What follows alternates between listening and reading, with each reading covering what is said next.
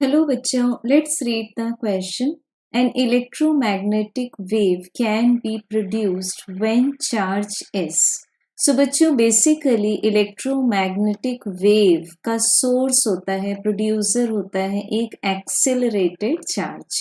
Accelerated charge means एक ऐसा electric charge जिसमें स्पीड कंटिन्यूसली इंक्रीज होती जाए और अगर हम रिटार्डेशन की बात करें तो डिक्रीज होती जाए. सो अगर स्पीड इंक्रीज होती जा रही है so this can be called as the acceleration. So इसमें हम चेक करेंगे कि किस ऑप्शन में हमें एक्सेलरेशन मिल सकता है. तो अगर ऑप्शन 1 की बात करें, moving with a constant velocity, so acceleration is called as the rate of change of velocity. So अगर वेलोसिटी ही कांस्टेंट है तो एक्सेलरेशन 0 होगा. तो फर्स्ट केस में हमें नॉन जीरो एक्सेलरेशन नहीं मिलता, तो this will not be producing electromagnetic wave. Now case number 2, that is option 2, moving in a circular orbit.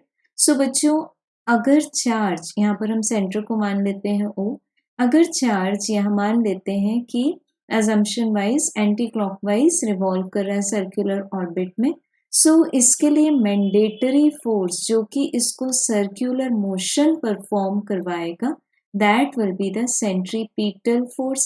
And hence by Newton second law of motion this will be causing the centripetal acceleration जो कि non zero होना चाहिए. So second case में acceleration non zero है, so EM wave produce हो सकती है.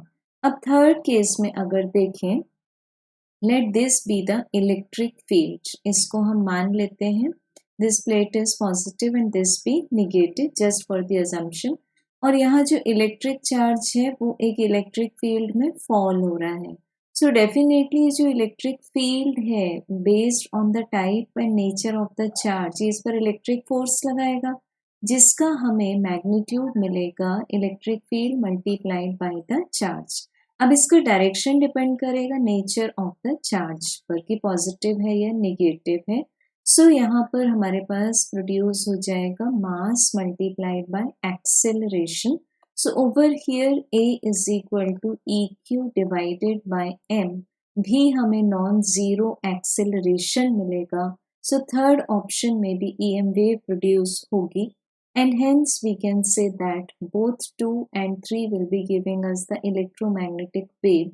So correct answer is option 4. Thank you.